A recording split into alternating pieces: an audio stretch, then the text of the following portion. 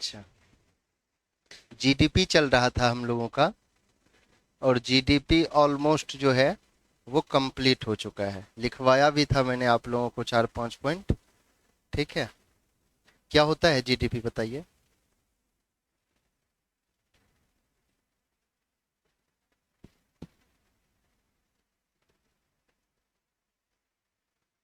बिल्कुल, बहुत अच्छा, गुड। यानी जीडीपी उसे कहते हैं कि एक देश की घरेलू सीमा के अंतर्गत एक वर्ष में उत्पादित सभी अंतिम वस्तुओं और सेवाओं के बाजार मूल्यों के समग्र योग को जीडीपी कहते हैं। ठीक है, घरेलू सीमा मैंने बताया आप लोगों को कि घरेलू सीमा यानी एक देश का, आज हम लोग देखेंगे आगे कि एक देश का जो नेशनल प्रोडक्शन होता है, राष्ट्रीय उत्पादन होता है, वो घरेलू सीमा में ही होगा। मैंने आप लोगों को बताया था कि कुछ अंतरराष्ट्रीय नियम कायदे हैं, नियम कानून हैं, जिसमें एक्सेप्शनल केसेज हैं कि घरेलू सीमा जो है वो क्या कहते हैं, भौतिक सीमा के बियॉन्ड होता है। ठीक है, यानी जो इंडिया की जो फिजिकल बाउंड्री है उसके वो बियॉन्ड भी हो सकता है। मैंने एग्जाम्पल बताया था, जैसे दूतावास हो गया, ठीक है, जलयान हो गया, वायुयान हो गया, ये सब, जैसे मिलिट्री बेस हो गया। ठीक है, तो ये सब, तो ये हो गया हम लोगों का मोटा मोटा जीडीपी। जीडीपी में कुछ पॉइंट बच गए हैं, जैसे अ, उत्पादन, प्रोडक्शन मेथड, इनकम मेथड और एक्सपेंडिचर मेथड। वो बेसिकली हम लोगों के मेंस का पार्ट भी नहीं है। ठीक है, ये तो हम ऐसे ही बता रहे थे। और इवन ऐसा भी है कि जीडीपी और जीएनपी ये सब भी हम लोगों के मेंस का पार्ट नहीं है। ठीक है, ये तो बस ऐसे ही एक नेशनल इनकम होना चाहिए, पता होना चाहिए इसका अकाउंटिंग कैसे होता है, इसलिए हम जिक्र कर रहे हैं इसमें। ठीक है, हाँ, इसमें क्वेश्चन किस तरीके से पूछा जाता है, जब ये चैप्टर कंप्लीट हो जाएगा टॉपिक नेशनल इनकम का, तो फिर मैं बता दूंगा आपको लास्ट में कि इसमें से क्वेश्चन क्या पूछ सकता है। ठीक है, यूपीएससी ने एक क्वेश्चन रिसेंट में पूछा है, जबकि यूपीएससी के सिलेबस में नहीं है ये नेशनल इनकम। ठीक है, क्वेश्चन क्या पूछा था वो हम लोग बाद में देखेंगे। जी सर। जी,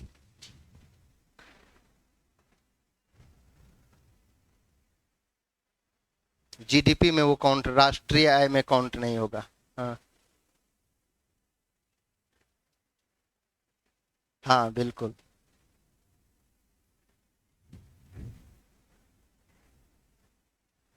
हाँ, ठीक है, ठीक, हो गया। और कुछ, मैंने बताया था कि आटा को यदि हम मार्केट से खरीद रहे हैं अपने घर के लिए, तो आटा मेरे लिए क्या हो गया, मेरे लिए आटा फाइनल गुड्स हुआ, क्योंकि हम उसका रोटी बनाएंगे और कंज्यूम करेंगे। राइट। लेकिन वही आटा यदि बेकरी वाला खरीदेगा तो उसके लिए वो इंटरमीडिएट गुड्स हो गए, यानी मध्यवर्ती वस्तुएं हो गई ना, क्योंकि वो आटा के बाद वो ब्रेड बनाएगा तो फिर ब्रेड उसका फाइनल गुड्स हुआ, ब्रेड जाएगा मार्केट में। ठीक है, यहाँ पे क्या है कि, हाँ क्या था क्वेश्चन, फिर से बोलना, कि दोहरी गणना ना हो जाए। तो यहाँ पे जब हम जो कंज्यूम कर, पर्सनली पर्सनल इनकम का पार्ट नहीं होगा। ठीक है, मार्केट में जो आया, ठीक है, जिसका ओवरऑल उसकी डिमांड है और जो भी आदमी उसको परचेज करेगा, तो वो नेशनल इनकम का पार्ट होगा।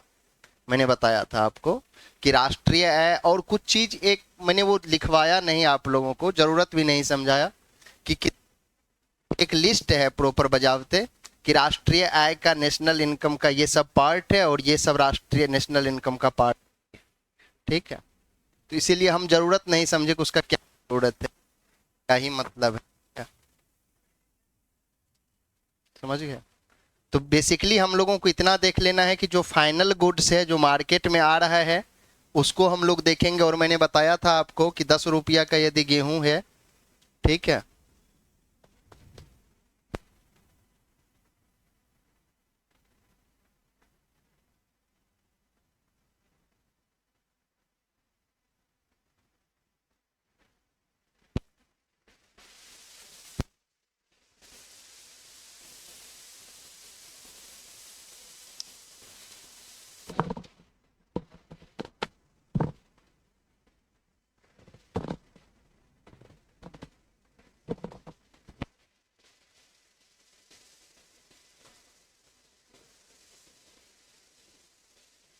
20 रुपया में वो कस्टमर को जब बेच रहा है, और इस तरीके से हम लोग यदि काउंट कर लें,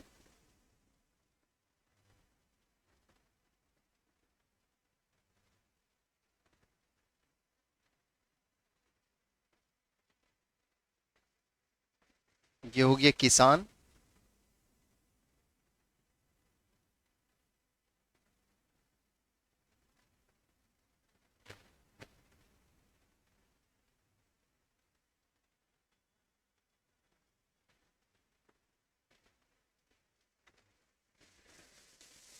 तो इसमें फाइनल गुड्स क्या हुआ, यानी बेकरी वाला बना लिया इसमें ना। ठीक है, आप ये समझो कि ये प्रॉपर ब्रेड है। ठीक है, तो ये मार्केट में जाएगा ना। इसको यदि हम यहाँ पे ऐड कर लें 20, 12, 32, 10, 42, 42, तो ये क्या होगा, इसमें तो रिपीटेशन हो ही रहा है ना। किसान का भी ये 10 रुपया जुड़ रहा है 1 केजी गेहूं। मान लेते हैं ये 1 केजी गेहूं है।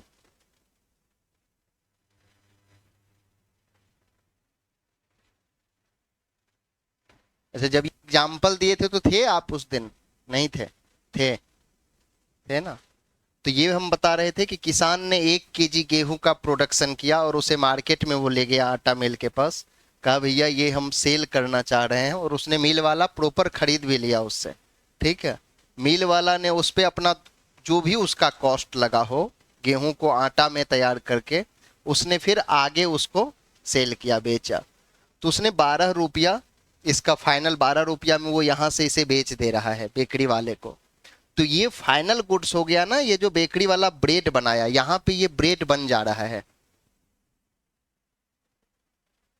ठीक है, हम हम क्या कर रहे हैं कि जैसे हमने क्या किया कि 10 रुपया का गेहूं लिए, तो वो हम अपने लिए उपभोग कर रहे हैं, हम खुद कंज्यूम कर रहे हैं। ठीक है, तो वो हमारे लिए वो नेशनल इनकम का पार्ट नहीं होगा, राष्ट्रीय आय में यहाँ काउंट होगा। और ये फाइनल गुड्स मार्केट में आया क्योंकि ये किसी ने खरीद लिया है ना ओवरऑल, फिर वो मार्केट में सर्कुलेट होगा ना प्रॉपर।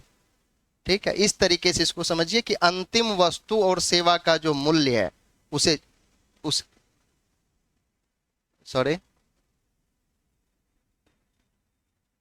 बिल्कुल बाजार मूल्यों के समग्र योग को जीडीपी कहते हैं ना। डिफिनेशन नहीं लिखा क्या आपने? नहीं लिखे? लिखे हो तो फिर आप नहीं लिखा। अच्छा, फर्स्ट पॉइंट ही नहीं लिखे ना आप। फर्स्ट पॉइंट यही था कि एक देश की घरेलू सीमा के अंतर्गत किसी वस्तु के क्या है, किसी वस्तु के, एक देश की घरेलू सीमा के अंतर्गत सभी अंतिम वस्तुओं और सेवाओं के बाजार मूल्य को, बाजार मूल्य के समग्र योग को, या बाजार मूल्यों पर, उसको जीडीपी कहते हैं।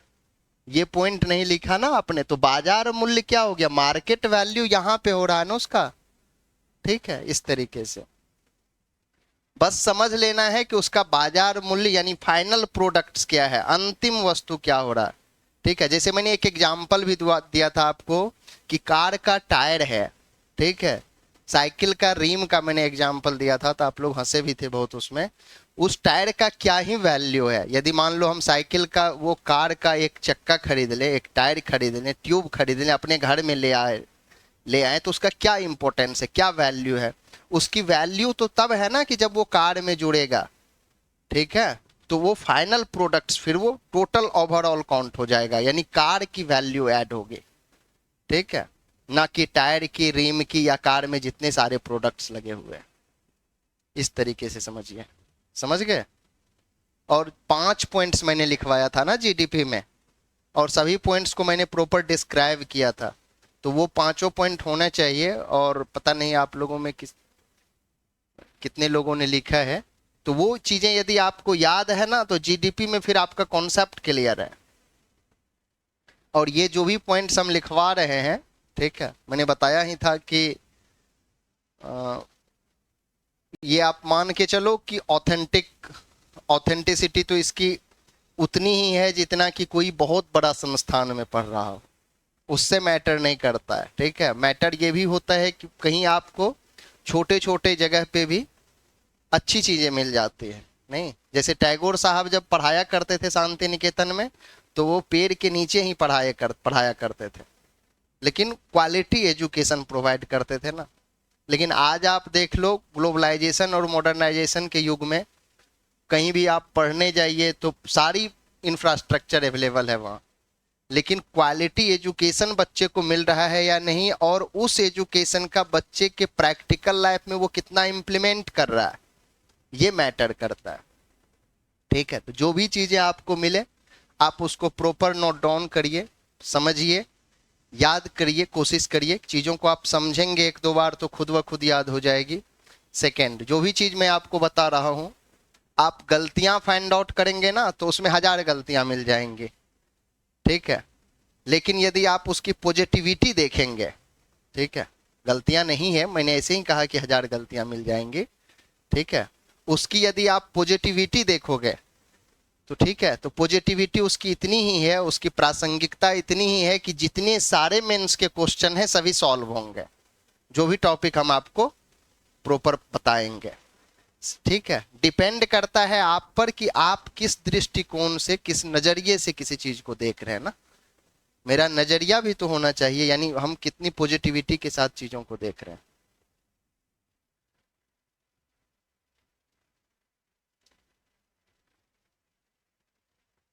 तो नेक्स्ट बढ़े, नेक्स्ट टॉपिक पे।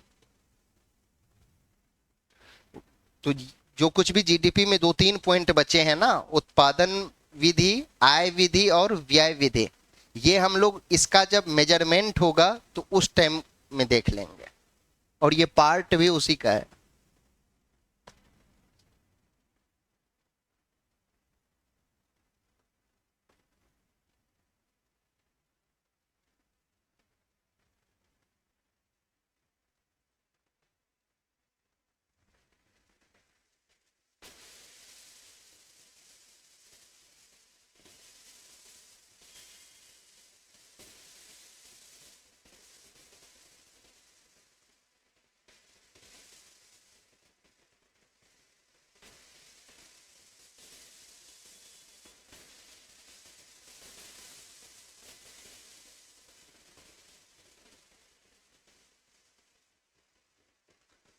ग्रॉस नेशनल प्रोडक्ट, सॉरी, सकल राष्ट्रीय, सकल राष्ट्रीय उत्पाद।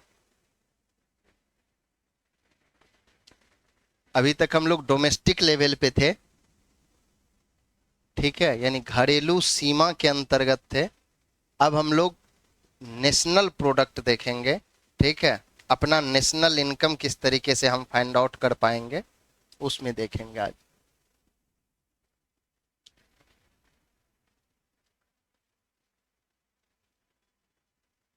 इसका कुछ फॉर्मूला होता है, बता पाएंगे आप लोग कोई?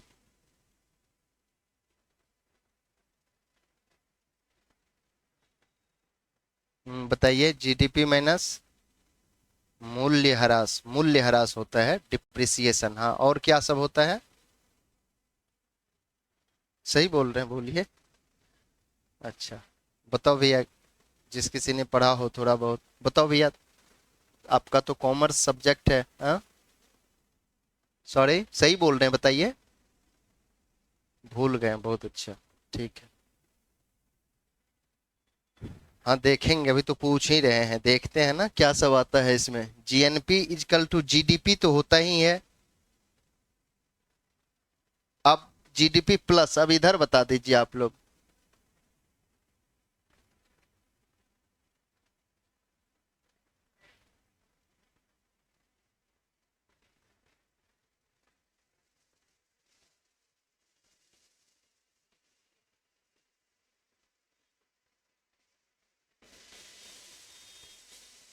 बताइए भैया।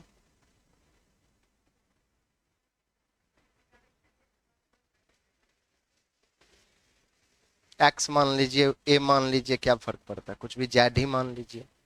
सही बोल रहे हैं, सही बता रहे हैं, बताइए। हाँ, हाँ सही बोल रहे हो, बताओ।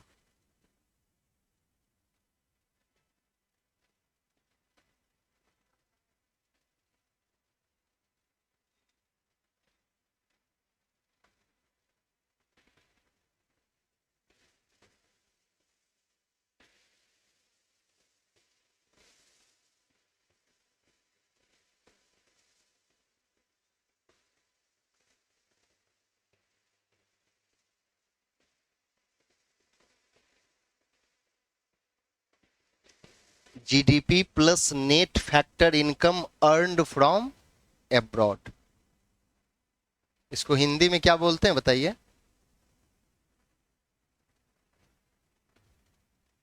क्या?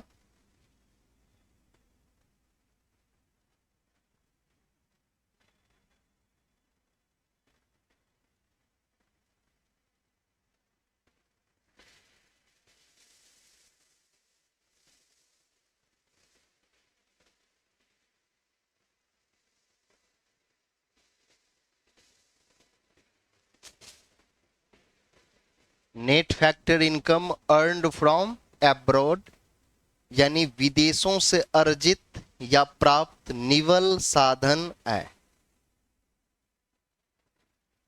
लिख लीजिए, काम आएगा, यही सब चीजें काम आएंगे जीवन में, और कुछ काम नहीं आता है क्या? नहीं। GNP is equal to gross national product, सकल राष्ट्रीय उत्पाद। ये सब का अर्थ हम लोग देखेंगे, निवल क्या होता है ये सब देखेंगे प्रॉपर में, ठीक है।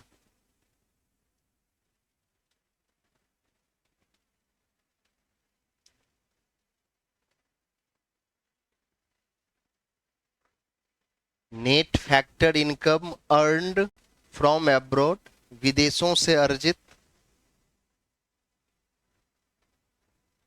या प्राप्त निवल साधन आय।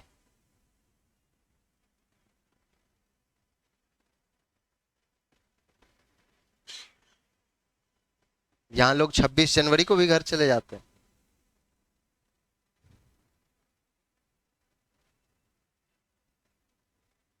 क्या?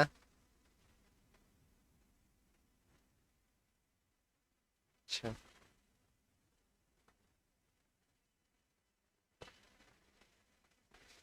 लिख लिया आप लोगों ने ना? विदेशों से अर्जित प्राप्त निवल साधन आय। निवल क्या? निवल किसको बोलते हैं ना, उसी पे आ रहा है। ये शब्द सुना है किसी ने? निवल क्या होता है बताइए? बैठ के बोलिए ना, अच्छा नहीं लगता है। हाँ हाँ, नेट को शुद्ध बोलिए तो शुद्ध, हम थोड़ा प्योरिटी के सेंस में आ जाता है। एग्जैक्ट वर्ड होता है निवल, इसीलिए मैंने।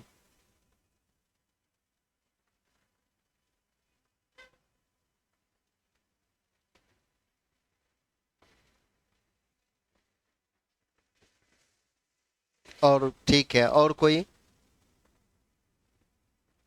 नेट का अर्थ यानी निवल से तात्पर्य ये है कि हमारे साधन विदेश में कितना कमाते हैं और विदेशी साधन हमारे यहाँ कितना कमा रहा है। साधन भी देखेंगे, एक एक वर्ड का अर्थ देखेंगे ना, ताकि कंफ्यूजन ना हो। यानी हमारे साधन विदेशों में कितना कमा रहे हैं, भारत से बाहर कितना अर्न कर रहा है। अर्न है ना यहाँ, अर्जित। हमारे साधन विदेशों में कितना अर्जित कर रहा है, कितना कमा रहा है, और विदेशी साधन हमारे यहाँ कितना कमा रहा है। ये दोनों का जो अंतर होता है उसी को बोलते हैं निवल, नेट। ये दोनों को घटा देंगे तो निवल निकल जाएगा, ठीक है। जैसे मान लीजिए हमारे साधन अमेरिका में 10 रुपया कमाया, ठीक है, और अमेरिकी साधन जो भारत में है वो 8 रुपया कमाया, तो नेट इनकम मेरा कितना हो गया? 2 रुपया। तो ये इस सेंस में है, ठीक है।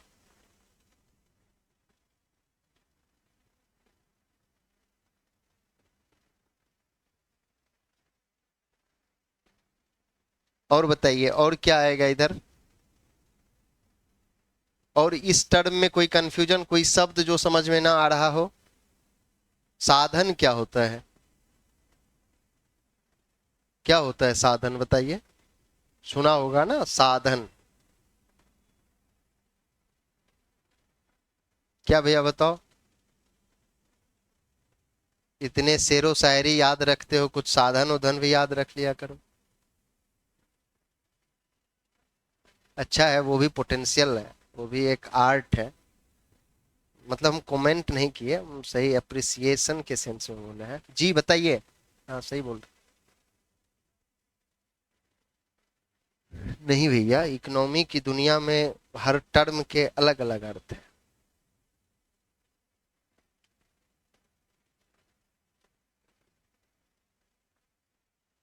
इनकम क्या होता है, आय क्या होता है, बताइए क्या होता है आय, बताओ, आप बताओ क्या होता है आय।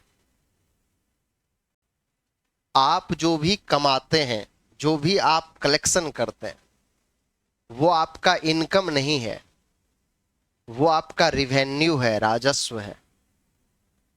आप जब उससे अपना एक्सपेंस, अपना एक्सपेंडिचर माइनस कर देते हैं, अपना खर्च घटा देते हैं, तो वो रहा आपका इनकम। जैसे एग्जाम्पल, जैसे मान लीजिए आपने पूरे दिन में दुकान में या किसी चीज में कमाया आपने 5,000 रुपया, तो वो आपका इनकम नहीं है। उसके साथ साथ आप जो पूरे दिन रहे जहां आपने कमाया, तो वहां सारा लॉजिस्टिक्स भी तो है, सारा इंफ्रास्ट्रक्चर का भी तो एक्सपेंस है, वो भी तो माइनस होगा ना 5,000 में से। 1,000 1,500 भले एसी का बिल है, पंखा का बिल है, ये इलेक्ट्रिसिटी फलना चलना, तो इसका बिल ये उससे सब्ट्रैक्ट होगा, माइनस होगा। तब जो रेस्ट बचा वो रहा आपका इनकम, वो हुआ आपका आय। आपका जो भी कलेक्शन है वो रिवेन्यू है, राजस्व है। हाँ, आगे हम लोग देखेंगे ये सब टर्म को, अभी तो पहले ये हम लोग समझ लें। हाँ बिल्कुल, यही टेक्निकल अंतर है। जो आपको सैलरी मिलती है वो आपकी इनकम नहीं है। सैलरी आपको जिस लिए मिल रही है, तो आप 1 महीना काम किए तो आपको सैलरी मिली, किसी कंपनी ने या जहां कहीं भी आपको सैलरी मिली। लेकिन 1 महीना आपका खर्च भी तो वहां हुआ होगा ना उस सैलरी को लेने में। तो उसको जब आप माइनस करेंगे अपने खर्च को, जैसे आप स्कूटी से जा रहे हैं तो फिर आपका उसमें पेट्रोल भी लगा होगा, तो वो भी एक्सपेंस है ना उसमें। जैसे 15,000 रुपया मुझे मान लीजिए कहीं मिला काम करके 1 महीने का, तो उसमें 10,000 या 8,000 या 7,000 मेरा एक्सपेंस भी तो है। बिल्कुल, वो आपका रिवेन्यू है, ठीक है, वो आपका राजस्व है। ठीक है, ऐसे समझिए। इसे आप नेट इनकम भी कह सकते हैं, यानी कि मेरा नेट आय है।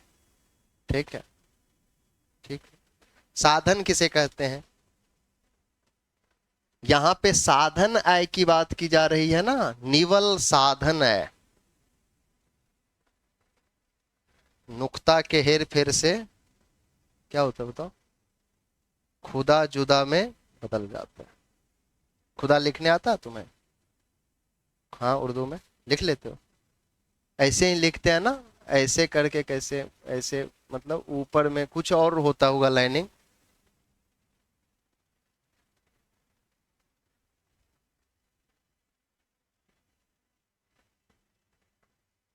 हाँ, यस। और वही नुक्ता जब नीचे आ जाएगा, नुक्ता ही बोलते हैं ना, तो नुक्ता जब नीचे आएगा तो वो जुदा हो जाता है।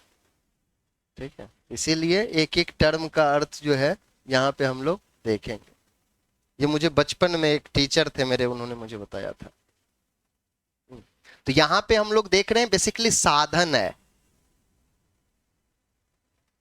बताइए, कुछ तो सोचिए आप, कुछ तो बताइए। आप लोग सो जाते हैं तो फिर कैसे पता चलेगा? कुछ नहीं सोच पा रहे हो, बताओ क्या बात कर रहे हैं, बताइए तो कुछ।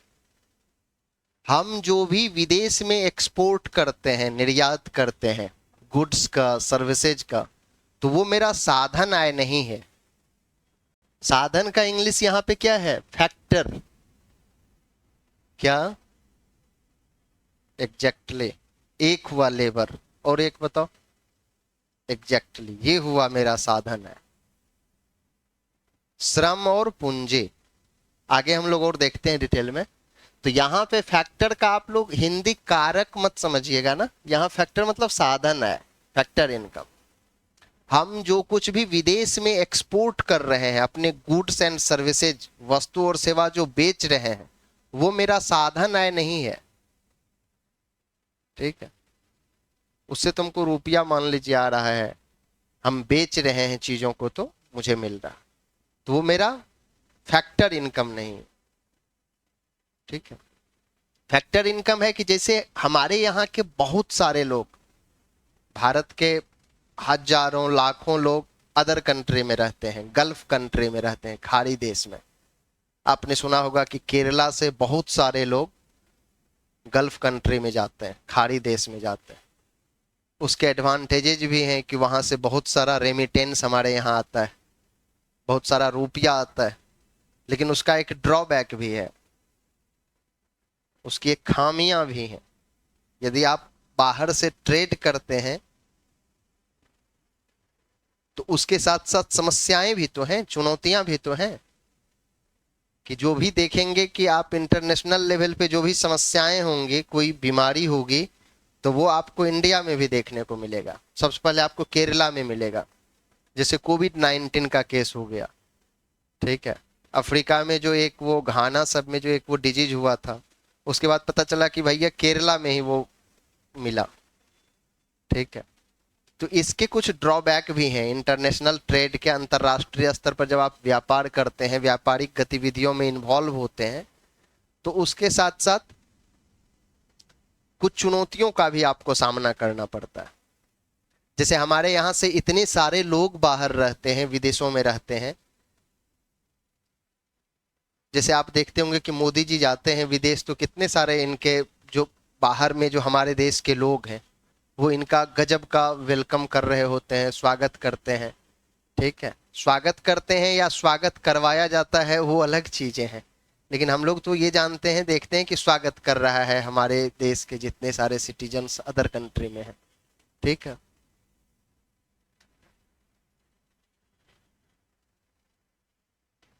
तो वहां पे जो भी एनआरआई है, एनआरआई नाम तो सुना ही होगा आप लोगों ने।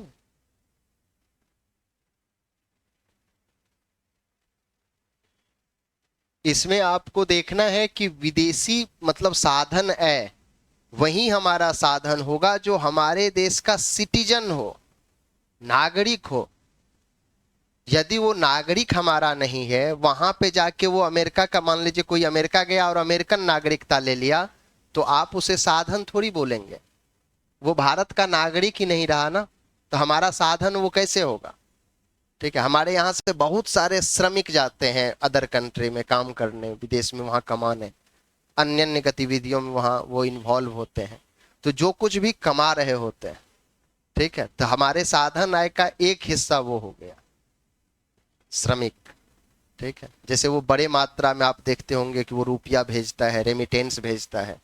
बिहार में भी अब तो इसका एक नेटवर्किंग है, एक मतलब जो नेटवर्क है, बिहार में भी कुछ एरिया है जहां से लेबर को कलेक्ट किया जाता है और उसका प्रॉपर वीजा उजा बना के उनको भेजा जाता है। एक ब्यूरो है, एक इंस्टीट्यूशन है जो इस पर काम कर रही होती है, काम करती है। एक ये हो गया एनआरआई। एनआरआई क्या हुआ, इसका पूरा नाम क्या होता है?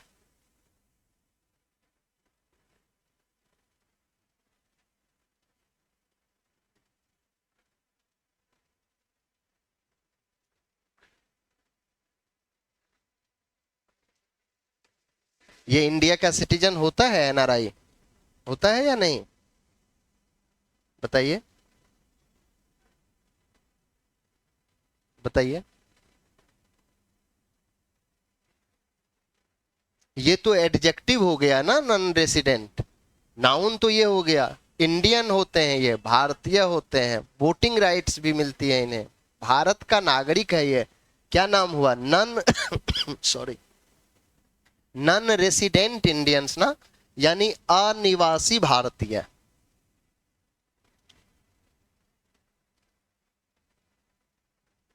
अनिवासी या गैर निवासी भी होता है, जो दिल करे आपका लिखिए, क्या दिक्कत है, बशर्ते टर्म समझ में आना चाहिए। समझ में आ रहा है ना एनआरआई? कल पूछेंगे क्या होता है एनआरआई, आगे बैठने के ये सब चैलेंजेज होते हैं, ठीक है। इसलिए देखते हैं वो भी बहुत पीछे बैठता है लास्ट में, ताकि उससे कोई पूछ ही ना सके।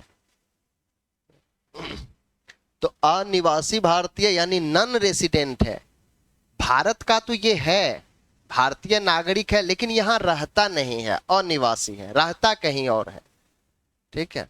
रेसिडेंट तो ये है ही, वोटिंग राइट्स भी है इसे। जो भारत का नागरिक नहीं है, आप उसे क्या बोलते हो? PIO बोलते हो ना, पर्सन ऑफ इंडियन ओरिजिन, नहीं, भारतीय मूल के व्यक्ति नहीं। हाँ, ऋषि सुनक, एग्जैक्टली। कमला हैरिस, ये सब को बोलते हैं ना। यानी भारत के हैं ये लोग, लेकिन भारतीय नहीं है। हाँ, भारतीय मूल के तो ये लोग हैं, लेकिन भारतीय नहीं है, इंडियन नहीं है। पीआईओ, ये सब तो आपका सब्जेक्ट में क्या कहते हैं, आप लोग पढ़ते होंगे ना, पॉलिटी में, इकोनॉमी में भी टर्म आएगा तो हम डिस्कस करेंगे इसको। NRI, person of Indian origin, ठीक है,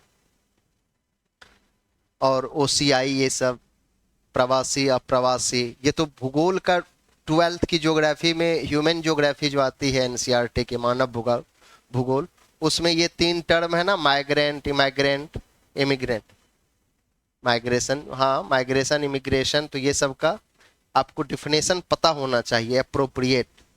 कभी कभी क्वेश्चन आ जाते हैं उस पर। तो ये जो भी कमाते हैं, ठीक है, तो ये हमारा क्या हो गया, ये हमारा एक साधन हुआ। हाँ, इसमें से यदि कोई वहां का सिटीजनशिप ले लिया, ठीक है, जैसे प्रियंका चोपड़ा वहां की नागरिकता जब ले लेगी, तब हमारी साधन वो नहीं होगी। आपका क्वेश्चन था ना अभी, तो ये हम जब देखेंगे, जो जब वो हमारा आदमी है वहां अमेरिका में, वो वहां कमा रही है, ठीक है, जब भी मान लीजिए वो भेजेंगी हमारे यहाँ रुपया, वो हम देखेंगे, भेजे ना भेजे, वो जीएनपी में आएगा। जीडीपी में तो हो गया घरेलू सीमा, जीएनपी में आएगा, ठीक है। ये हम लोग लास्ट में इसको डिस्कस करेंगे ही, जीएनपी का जब लास्ट टॉपिक होगा, ठीक है। प्रियंका चोपड़ा इंडिया रुपया भेजे ना भेजे वो मतलब नहीं है, वहां वो कमा रही है तो वो हमारे जीएनपी का पार्ट है, वो हमारे जीएनपी का हिस्सा है। ये तो आगे वाला टॉपिक आ गया। तो ये देख लिए, एनआरआई, नॉन रेसिडेंट इंडियन, यानी वहां पे जो कमा रहे हैं, जो हमारे नागरिक हैं, ध्यान रखना है कि वो भारत का नागरिक है या नहीं, होना चाहिए बिल्कुल। यदि भारत का नागरिक नहीं है तो हम उसे भारत का साधन नहीं मानेंगे, यानी वो हमारे फैक्टर इनकम में काउंट ही नहीं होगा। इसमें बहुत कुछ लिखाने का गुंजाइश नहीं है, वैसे हमने कोशिश किया है कि लिखवा देंगे आप लोगों को कुछ पॉइंट्स, ठीक है, बशर्ते आप लोग अभी समझ लीजिए, ठीक है। पर्सन ऑफ इंडियन ओरिजिन समझ ही गए, ये हमारे देश का सिटीजन नहीं है, ठीक है, ये वहां पे जो भी कमा रहा है ये जीएनपी का पार्ट नहीं होगा। ये सब आपको टर्म पता होना चाहिए, क्योंकि क्वेश्चन तो आ ही जाता है ना ऐसे करके, ठीक है। एक साधन हो गया श्रमिक, श्रम, लेबर।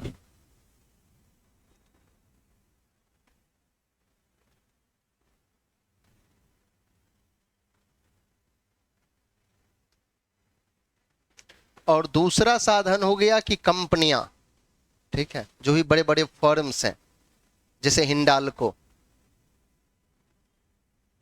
क्या नाम होता है भैया इसका पूरा,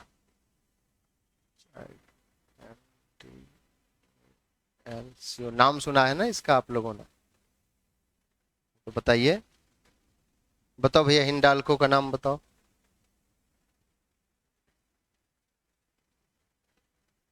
यहां से तो एक ही नाम हुआ, हिंदुस्तान। ये हो गया एल्यूमिनियम कॉरपोरेशन लिमिटेड, नहीं, हाँ लिमिटेड, कॉरपोरेशन लिमिटेड। हिंडाल्को एक कंपनी है ना, आदित्य बिरला ग्रुप के अंतर्गत आती है ये, और 1958 में इसे गठित किया गया था, स्टैब्लिश्ड किया गया था 1958 में। अब हिंडाल्को जो कंपनी है विदेश में, मतलब तो विदेश में ये क्या करती हैं, ये बहुत सारी छोटी छोटी कंपनियों का अधिग्रहण करती हैं, ठीक है। जैसे हमारे यहाँ भी बहुत सारी विदेशी कंपनियां हैं जो हमारे यहाँ की कुछ कंपनियों का अधिग्रहण कर लेती हैं। जैसे आपने सुना होगा कोविड के टाइम में एक चाइनीज बैंक था, नाम हम भूल रहे हैं, जो हमारे यहाँ की कुछ बैंक का, एचडीएफसी बैंक में बहुत ज़्यादा स्टेक होल्डर्स वो बनना चाह रही थी, यानी अपना शेयर वो बड़े पैमाने पर बढ़ा रही थी, अधिग्रहण करना चाह रही थी एक तरीके से, ठीक है।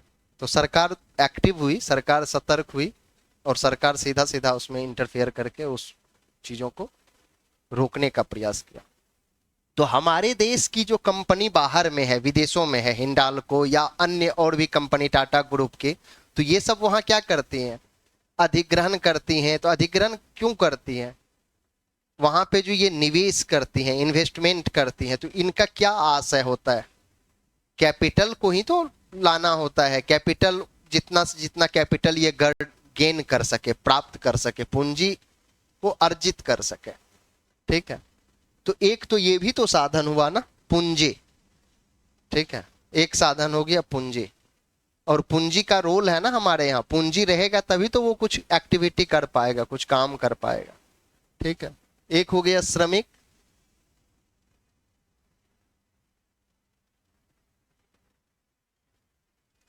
सॉरी,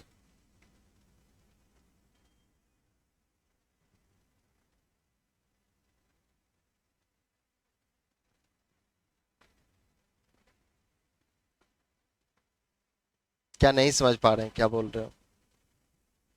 बोलो, सही बोल रहे हो, बोलो। हम्म।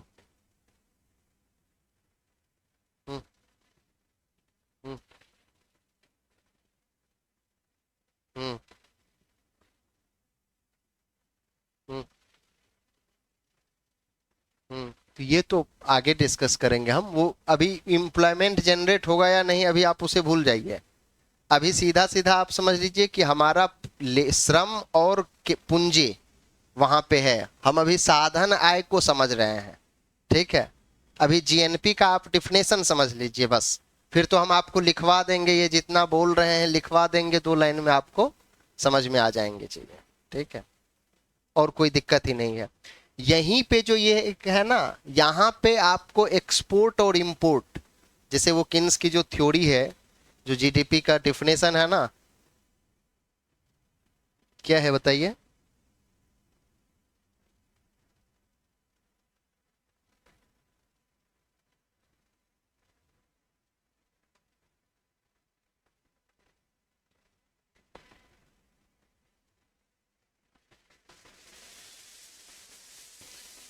यहीं पे रमेश सिंह की जो किताब आती है इकोनॉमी की, उसमें बहुत बड़ा एरर है, मैंने डिस्कस किया था।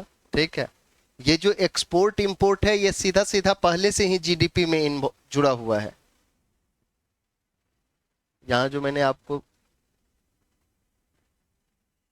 यहाँ पे ये सीधा सीधा जुड़ा हुआ है। और रमेश सिंह की बुक में जो ये अलग से लिखे हुए हैं, GDP plus net factor income earn from from abroad, यहाँ पे भी इसका दिया हुआ है। ठीक है, आप उसको देखेंगे जीएनपी वाला टॉपिक को, और वो पिछले 10 साल से चल रहा है। वहीं एडिशन को एटलीस्ट होता भी है कि उसकी कंटेंट टीम होती है, तो एरर को चलो फाइंड आउट कर लिया, करेक्ट कर दिया। ऐसा नहीं हुआ। जब हम लोगों के पास उसकी टीम आई थी टीएमएच वालों की, तो उन्होंने कहा कि जो आप लोग सर अपने यहाँ बच्चे को क्यों नहीं बताते, इतने बड़े पैमाने पर 600 700 एक बैच में स्टूडेंट होते हैं, उनको क्यों नहीं प्रीफर करते आप ये बुक? तो मैंने बताया था कि भैया हम क्यों प्रीफर करें बताइए।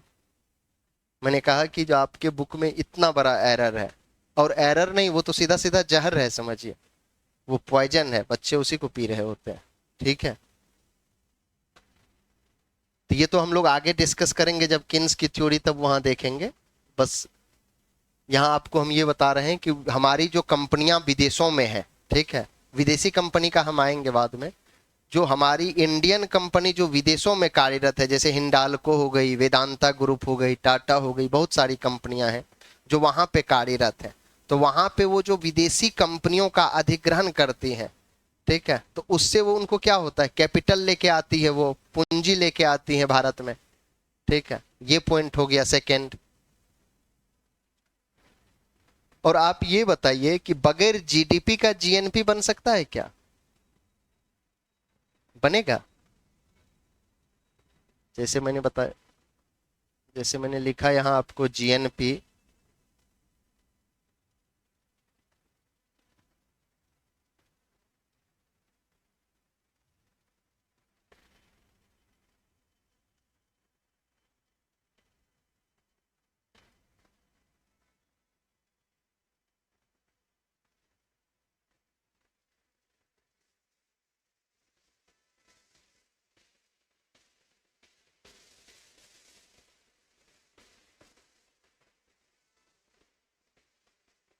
यहाँ आप लोग इसका अर्थ लिख लीजिए, विदेशों से प्राप्त निवल साधन आय में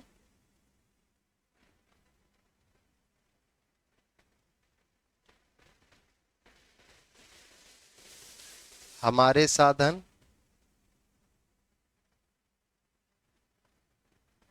जो बाहर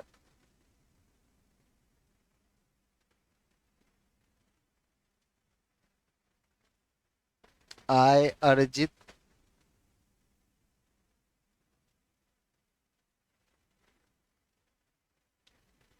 करते हैं माइनस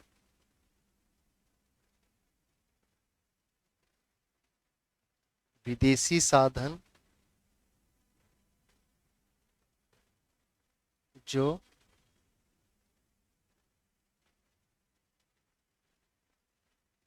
भारत में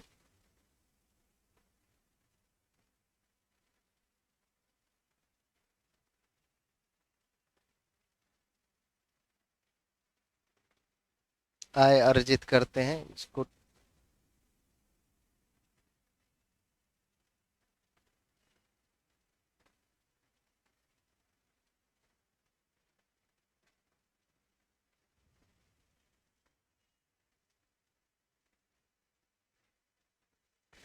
या आप इसे ऐसे भी लिख सकते हैं, मतलब थोड़ा साहित्यिक टर्म में यदि लिखना पड़े कि भारतीय साधनों द्वारा विदेशों में अर्जित है, यानी हमारे साधन मतलब भारतीय साधन ना, भारतीय साधनों द्वारा विदेशों में अर्जित है ब्रैकेट में एक्स, और विदेशी साधनों द्वारा भारत में अर्जित है वाई। अब हम लोग एक्स बोले तो हमारे साधन जो बाहर कार्यरत है और विदेशी साधन जो भारत में कार्यरत है उसे वाई बोलेंगे, ठीक है। तो एक्स वाई थोड़ा आप लोग ध्यान रखिएगा।